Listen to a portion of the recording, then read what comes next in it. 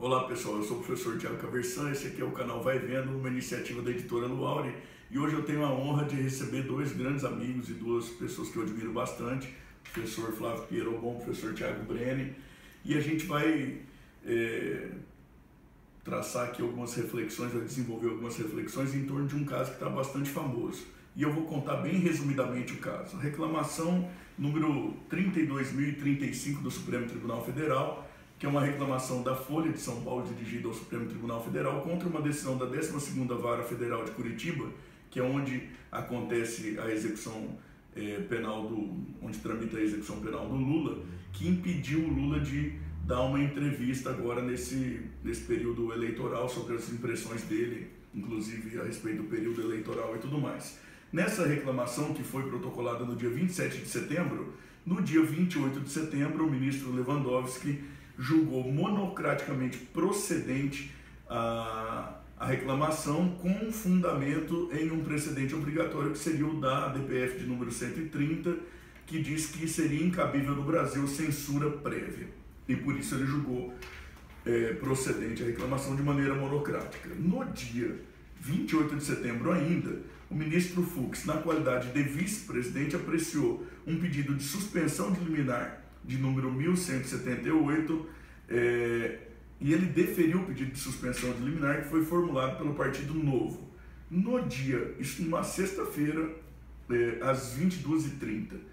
Na segunda-feira, dia 1º de outubro, o ministro Lewandowski determinou o cumprimento de sua própria decisão por entender que o vice-presidente do tribunal não tinha competência por decisão monocrática para suspender a eficácia da sua própria decisão. E ainda no dia 1º de outubro, às 21h30, o presidente do Supremo Tribunal Federal, o ministro Toffoli, ele deu uma outra decisão mantendo a decisão do ministro Fux e dizendo que só o plenário que poderia agora se pronunciar sobre essa questão. Nesse meio tempo todo, o ministro Fux deu uma entrevista em que ele disse que o juiz deve atuar de acordo com o anseio popular. A intenção não é entrar muito no mérito de poder ou não o ex-presidente Lula dar a entrevista, mas a intenção hoje é pensar sobre duas questões. Primeiro, é função realmente dos juízes em geral, dos ministros do Supremo Tribunal Federal em particular, atuarem de acordo com o anseio popular? Essa é uma primeira pergunta. E uma segunda pergunta, como que fica essa questão de decisões monocráticas de ministro contra decisões monocráticas de outros ministros do próprio Supremo Tribunal Federal? Então eu queria ouvir as impressões do professor Flávio Pierobon sobre esse tema. Obrigado, professor Thiago, pelo convite, é um prazer participar também junto com meu amigo de faculdade, meu amigo pessoal, Dr. Thiago Breni. Estou entre Thiagos, é um prazer. É um tema, é mais um daqueles temas que nos deixam perplexos com a complexidade do problema causado pelo Supremo Tribunal Federal, pelos ministros do Supremo Tribunal Federal. Sobre a primeira pergunta, a primeira indagação, é uma indagação coerente e própria do nosso tempo. Por uma convicção pessoal, eu acho que isso não é um papel dos juízes do Supremo Tribunal Federal. Eu tenho uma percepção muito calcada na ideia de que os juízes têm garantias institucionais, têm garantias da sua função, exatamente para que possam julgar ou que possam atuar com plena autonomia, com plena independência, inclusive contra a vontade da maioria. Eles podem ser impopulares, o juiz pode ser impopular, pode julgar contra uma vontade ou contra um desejo da maioria da população, exatamente porque tem garantias, porque não precisa de voto, porque não precisa de apoio popular. Então essa é a minha ideia. Eu não acho que a vontade das ruas, a vontade da grande maioria seja um fator determinante para a atuação de um juiz. E eu não estou falando aqui que o juiz é a boca da lei, como diriam lá, como diria Montesquieu. Não é isso. Agora, um juiz que diz que houve a vontade das ruas ou a vontade popular, ele tem que explicar bem qual é essa vontade popular, como que ele consegue catalisar essa vontade popular. Esse é o primeiro ponto. E o segundo ponto, me parece que é algo que eu chamaria de antinomia ou antidecisão judicial. Um dos critérios para a solução de antinomia é que a lei mais recente revoga a lei anterior. Parece que no Supremo Tribunal Federal tem se adotado, ou nesse caso adotou um pouco desse critério. Como a decisão do Fux vem depois e é, em tese, na presidência, ele pode suspender a decisão de um ministro. Não sei se pode, eu nem sei se nesse caso a suspensão de liminar permite esse tipo de decisão. O Fux sustenta lá na decisão dele que ele está aplicando a Lei 8.437/92, que é um caso de liminares que são concedidas contra o poder público.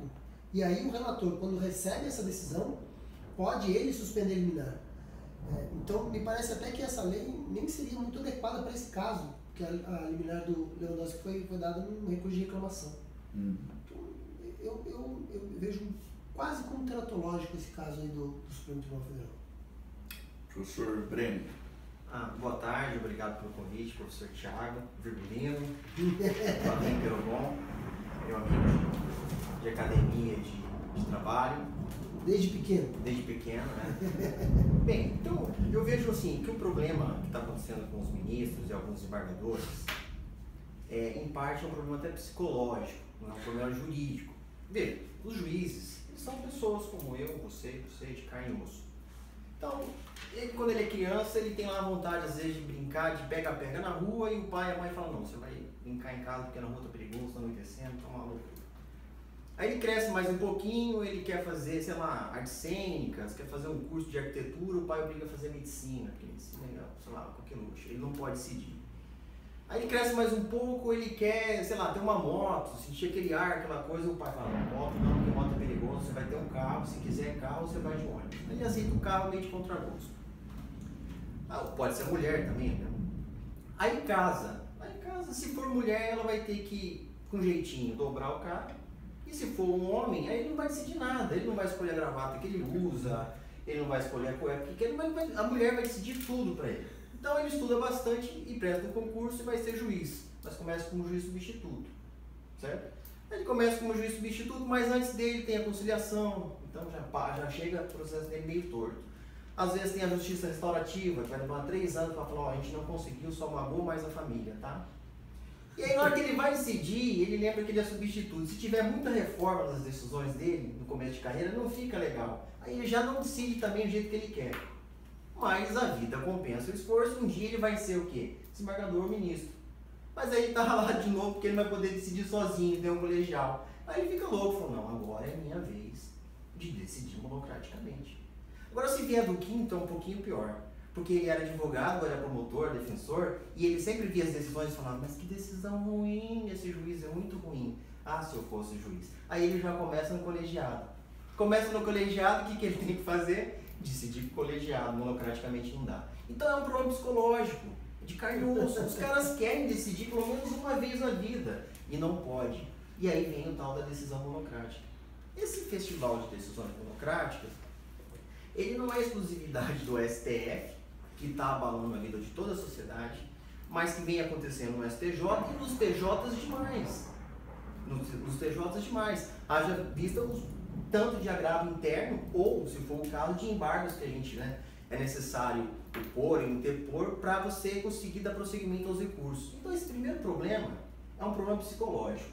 Bom, isso é a brincadeira que eu queria falar. Agora, a coisa séria é o seguinte, não existe decisão judicial contra a decisão judicial.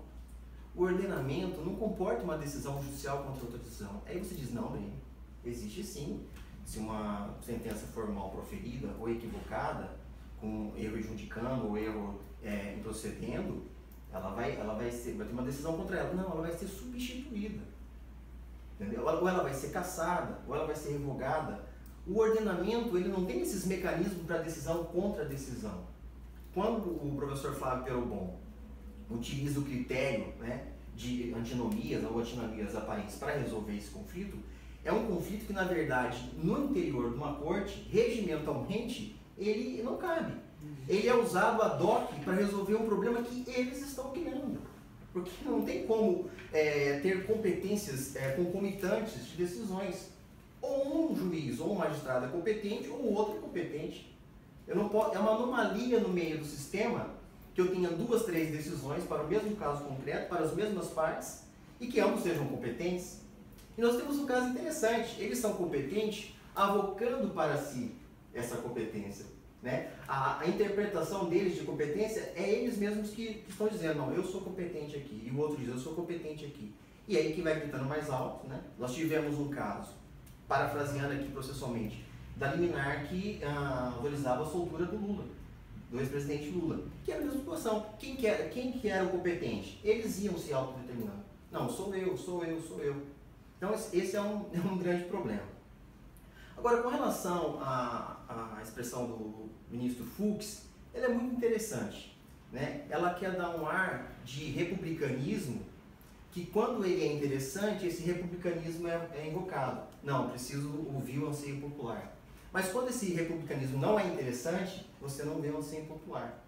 Mas o STF, então, ele não pode ouvir o anseio das ruas? Ó, pode ouvir. Agora, ele deve? Não deve. Mas em que circunstâncias? Olha, se ele é guardião da Constituição, é muito interessante que ele ouça o que a sociedade está dizendo em casos abstratos, em casos de guardar a Constituição, de guardar a norma que é constitucional ou não para casos concretos. Ou ele vai fazer agora uma pesquisa de opinião para casos concretos e decidir o que deve ser feito para casos concretos, seja de pessoa notória, seja de pessoa não notória. Então, quando o STF organiza uma audiência pública para discutir casos de embriões, casos de anencefalo, de aborto, de questões abstratas, ele está dando ouvido aos anseios da população.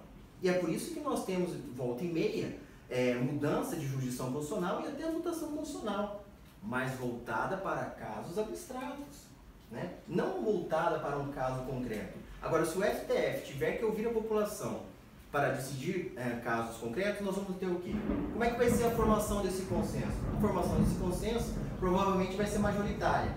Nós vamos ter uma tirania da majoritária sobre a minoria, enquanto eles devem ser um tribunal contra-majoritário, que consiga defender também as minorias. Então, esse tipo de fala é um tipo de fala de escape, quando você já não tem argumento para sustentar as suas decisões. Quer ver um outro exemplo? Se não me engano, o ministro Marco Aurélio de Mello disse: decido conforme a minha consciência. Então, assim, ou a gente fica entre a consciência do ministro, ou fica entre o apelo dele sobre a opinião do que a população está dizendo. E nenhum desses casos é a metodologia do Supremo. A metodologia do Supremo é ser guardião da Constituição, formando um consenso, ou aliás, um dissenso democrático. Né? O que acontece é o seguinte: eles estão preferindo brigar por sua biografia, por sua decisão, do que se submeter ao consenso construído democraticamente, a despeito da divergência. Então, essa é a minha visão. Acho que o caso é bastante interessante, bastante polêmico, né? Sobre a primeira questão, que se os juízes em geral e o Supremo Tribunal Federal em particular têm como função institucional atuar de acordo com o anseio popular. Eu acho isso uma coisa assim teratológica e assustadora, porque para mim parece também que o Poder Judiciário tem uma função contra-majoritária, isso especialmente relacionado ao Supremo Tribunal Federal, que trata das normas constitucionais e inclusive das garantias fundamentais, que é do que a gente está tratando aqui nesse caso. As garantias fundamentais, elas são de todo e qualquer cidadão, inclusive e talvez principalmente contra o anseio da maioria. Para mim parece que quem precisa ser catalisador dos anseios do povo é o Poder Legislativo, e que o Poder Judiciário se avoca cada vez mais essa função que não é dele, e eu fico todo dia me perguntando para que serve então o Poder Legislativo, por que a gente gasta tanto dinheiro ainda para manter esse poder, se tem outro poder que agora faz a mesma coisa. Então isso para mim é um pouco assustador, porque é o Poder Judiciário atuar não só diferente, mas contra a sua própria função. E depois esse festival de decisão monocrática contra decisão monocrática, isso me parece assustador também, porque a gente tem um rol de recursos e de medidas processuais que a gente pode manejar, e me parece que a gente tem um outro ponto que precisa ser muito levado em conta ainda, que é a compreensão da função institucional por parte de cada magistrado. Isso é um problema no Brasil, né? Porque o Brasil é o país do síndico, que age como se fosse o dono do prédio. O juiz, em geral, e isso inclui os ministros do Supremo Tribunal Federal, falta a noção de que eu não estou lá para colocar a minha opinião, eu preciso colocar o meu discurso dentro de uma história de coerência do que tem dito a corte. Meu Deus do céu, eu não estou lá para ser imperador da minha própria vontade, porque senão o direito trabalha contra a sua função primordial, que na minha opinião é de procurar garantir os níveis possíveis de segurança social e institucional, para todo mundo saber o que pode fazer, o que não pode fazer e o que acontece quando faz o que não pode, de maneira razoavelmente clara. Na verdade, me parece que existe aqui um problema que é psicológico, é um problema de ego, que é de cada ministro considerar o seu próprio bom discernimento muito maior do que o outro e querer falar por último. Eu acho que não é bem assim que a coisa tem que funcionar. A gente tem que aprender a trabalhar melhor com um aparato recursal. A gente espera isso mais ainda de quem é lá ministro do Supremo Tribunal Federal. Devolvo a palavra para o Breno para as considerações finais dele aí. Não, acho que se há alguma divergência, mas não chega nem a ser uma divergência, é isso. Aplicar essa metodologia da lex posteriori, né? Ela não faz sentido no interior de um colegiado, né? Ali o regimento deve pautar isso e eles têm que procurar soluções dentro do regimento, né? Não soluções de autocompreensão, porque senão nós vamos ter 11 autocompreensões só no Supremo. Era isso, e agradeço o espaço do debate. Para mim foi uma grande alegria estar aqui com vocês. Muito obrigado, Flávio. Beleza, obrigado. Eu concordo plenamente com o que o Thiago falou, com o que você falou também, Thiago. Eu acho que isso é assustador e é um indício de como as coisas estão caminhando. É importante que nós consigamos construir espaços como esse, são importantes para que a gente consiga construir assim, um discurso, uma coerência nas decisões do Supremo. A gente nem sabe mais como o Supremo decide, a gente não sabe o que esperar do Supremo Tribunal Federal. Eu queria só, uma última questão que eu queria salientar é que, em regra, a defesa primária das garantias não está no Supremo, está na legislação. O local adequado para resguardar direitos, para proteger direitos, para assegurar direitos, é a legislação, não o Supremo. Então, eu não posso ficar sempre dependente daquilo que o Poder Judiciário pensa sobre determinado direito, porque ele não é a esfera primordial de defesa de direitos. A esfera primordial é a legislação, é a esfera primária. O Poder Judiciário é secundário e, quiçá, até terciário. Então, quero agradecer o convite, agradecer por poder participar de uma mesa com o Thiago depois de tanto tempo. Estou à disposição, prazer em participar e obrigado pelo convite. Legal, muito obrigado. Para mim também é uma felicidade muito grande, até porque eu tive mais uma oportunidade de aprender com dois grandes professores, que também são dois grandes amigos. Agradecer a todo mundo que nos assiste, convidar o pessoal a curtir, a compartilhar a página e a ajudar com as próprias opiniões, porque o tema é polêmico e é complexo também, ajudar com sugestões de pauta. É isso aí, gente. Muito obrigado, um abração.